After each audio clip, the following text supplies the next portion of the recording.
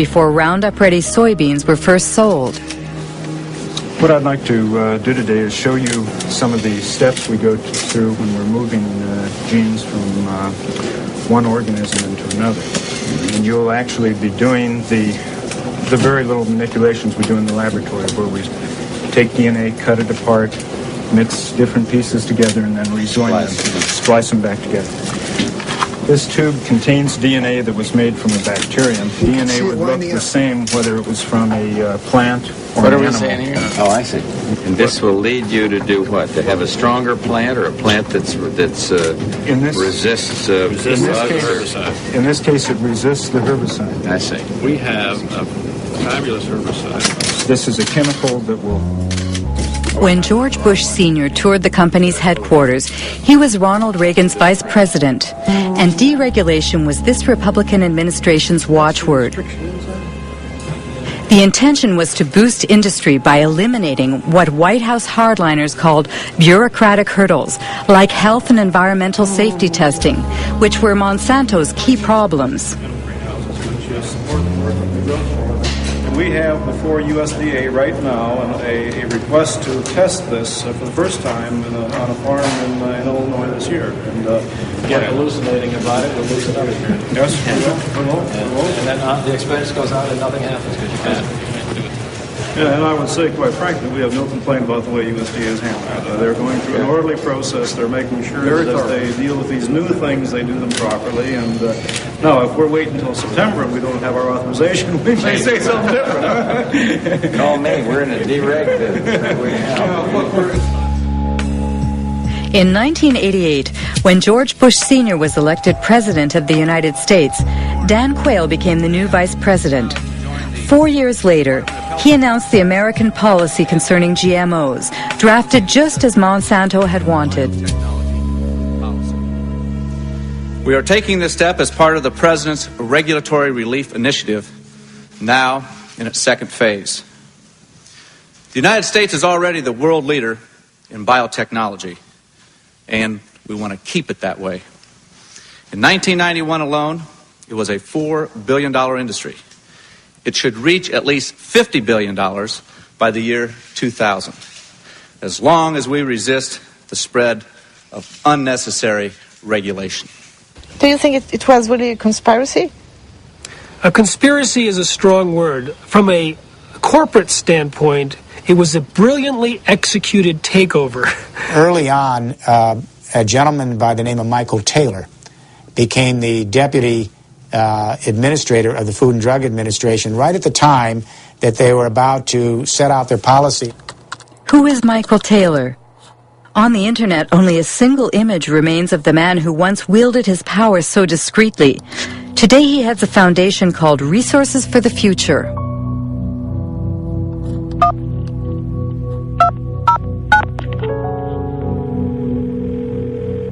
Hello, Marie-Monique speaking. Hello, it's Mike Taylor.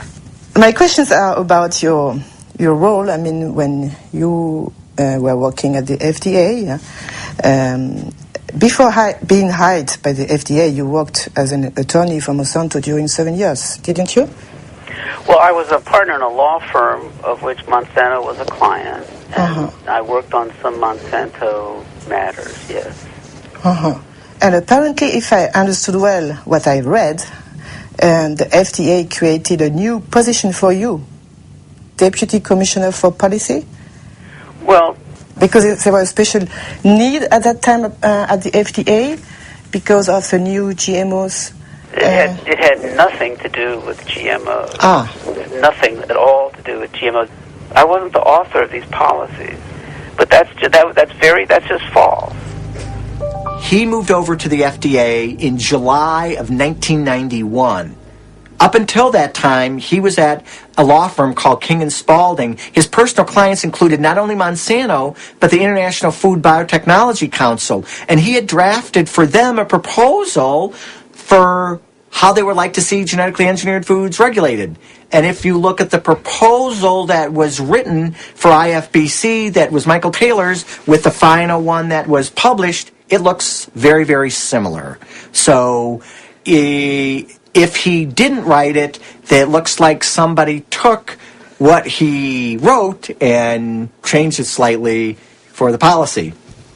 Mr. Taylor was the deputy commissioner at the time, and he provided the leadership for the project and served as the chief, the sort of the lead policy person in terms of making sure that the project got done. So Monsanto played that game very well, both the political game and the regulatory game. They played a key role in bovine growth hormone in getting that thing approved, and also in how genetic engineering was dealt with. Michael Hansen has just mentioned bovine growth hormone. What's that? It's a transgenic hormone that's injected into cows, increasing dairy production by 20%. It would be an understatement to say that it had critics. The hormone threatens our health. Deadly poison. Manipulation. Called RBGH for recombinant bovine growth hormone, Monsanto began selling it to dairy farmers in 1994 under the brand name Posilac.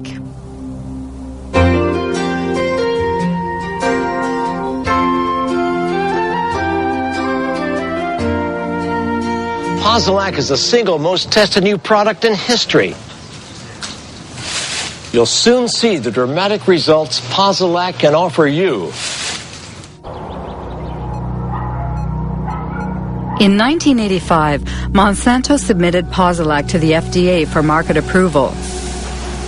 The experts at the FDA's Center for Veterinary Medicine reviewed the studies that the company had carried out on experimental herds. At the FDA, the veterinarian in charge of reviewing the data was Richard Burrows. In an interview, he stated that agency officials had suppressed and manipulated data.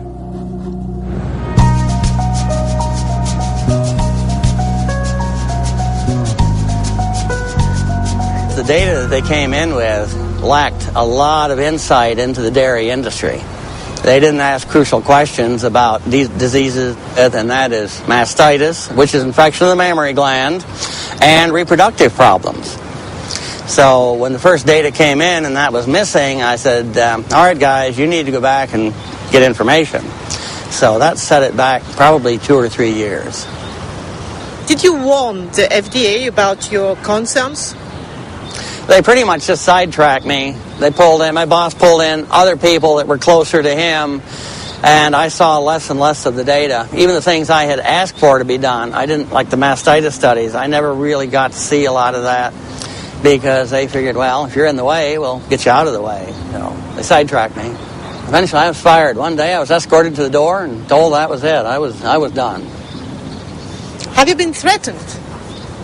Yes, mainly by the lawyers for Monsanto, because when I was going for my appeal, they told my lawyer that if I went in and revealed any company secrets in my defense, that they would sue me. In the end, the FDA was forced to reinstate this conscientious veterinarian. He eventually resigned, disheartened. On the internet, there's also talk about files that were stolen from the FDA and sent to Dr. Samuel Epstein, who heads the Cancer Prevention Coalition.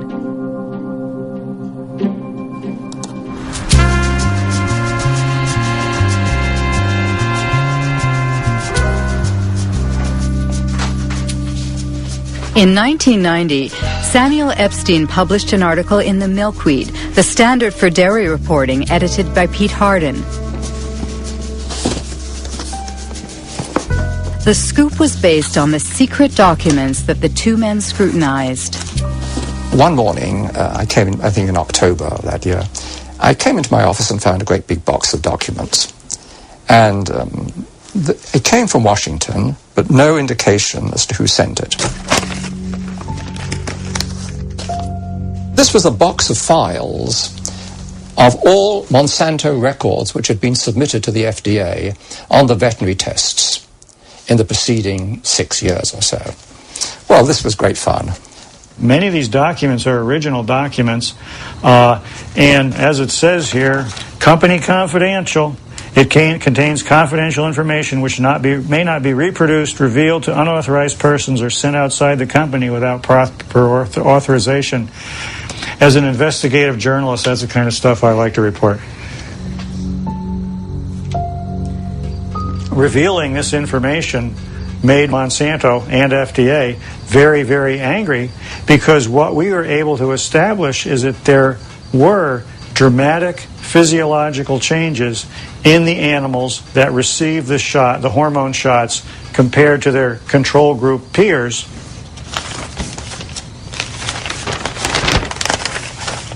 For example, we see the ovaries of the cows receiving the synthetic hormone in the different treatment groups were, for the right ovaries, 34% larger, 42% larger, and 44% larger. Elsewhere in the stolen files, it shows how there were severe problems with the reproduction of these treated animals. The data is conclusive. We provided the data, the raw data, and summary data, is peer-reviewed data not done by us, to support the submission. Every health authority who has looked at bovine somatotropin has found that it is completely safe for consumers. For Monsanto, the hormone is not only safe, it is actually beneficial for consumers. Because the chemical composition of the milk is not altered as a result of Posilac, the manufacturing and taste properties do not change. It's untrue or lie, whatever adjective you want to use. It's a very different product. It's a very, very different product in many, many ways. First of all, as there's a high incidence of mastitis in the cows, there'll be pus in the milk. And then you'd find antibiotics given to the cows to treat the mastitis. So a wide range of antibiotics would be in the milk.